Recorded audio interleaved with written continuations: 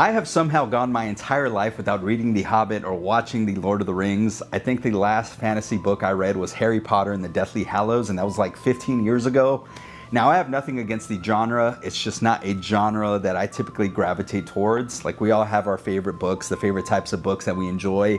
And I tend to select books that are standalones. And from what I've seen on BookTube, a lot of the popular fantasy books are pushing like 3 to 5 plus books in the series. And I think that's one of the reasons I still haven't even seen Game of Thrones. That just kind of passed me up. And 8 seasons behind, just at this point, just feels like a full-time job.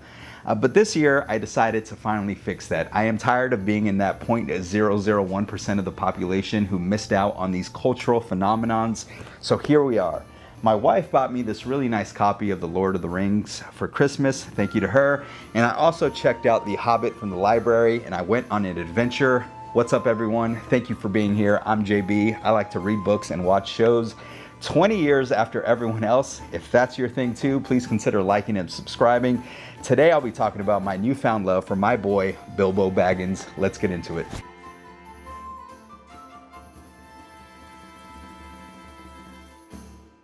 In a hole in the ground, there lived a hobbit, and we start off with this super simple sentence, but it immediately drew me into this world. Like, what's a hobbit? What's he doing in this hole? And the entire first chapter has such a fun, lighthearted, whimsical tone. Bilbo's just a simple dude. He's enjoying breakfast with a pipe, and then Gandalf kind of rolls in, and he's looking for someone to go on an adventure with. And Bilbo's like, I'm good, no adventures here, like try over the hill. And then 13 dwarves just start showing up to his house uninvited, one by one, and Bilbo's flustered. Like, he's not a fan of surprise visitors, like neither am I. And there they are, eating and drinking everything in his kitchen, singing songs, which I loved, by the way. I loved all the songs throughout this book. The dwarves are just dropping bars about chipping glasses and cracking plates, and I was over there bobbing my head, like cool little rhyme schemes. And as they continue singing songs, like, Bilbo starts to feel something from his Tookish side, which is, I think, his mother's side, and it's this inner desire to see mountains and explore caves. So we begin the story with this sort of tug of war versus staying home against being adventurous. And I haven't related to a character in this sense in a long time. Like, he's a middle-aged, chubby hobbit who just dreams of eggs and bacon and enjoys his routine because same, that's me. And there's nothing remarkable about him. And I think that's what I enjoyed most about this story. Like, he's not the bravest or the strongest, but despite like these heroic flaws, like, he just puts his life on the line every single time against forces to save these strangers.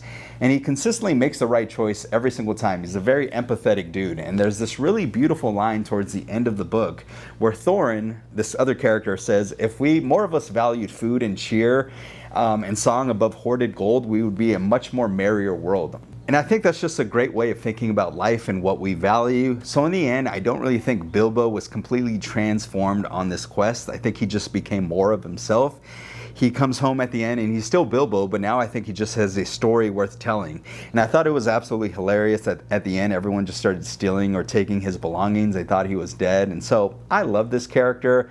I don't know how big of a role he has in the Lord of the Rings and those series of books, but I'm interested in meeting more hobbits and kind of seeing what they're all like.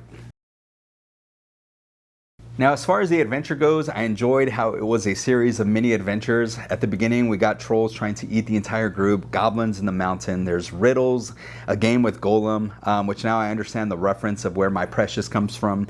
They're floating down a river in barrels like a water park. There's Smaug the dragon, the Battle of the Five Armies. Like, I just loved how each mini adventure was just so different. It just kept things really fresh for me.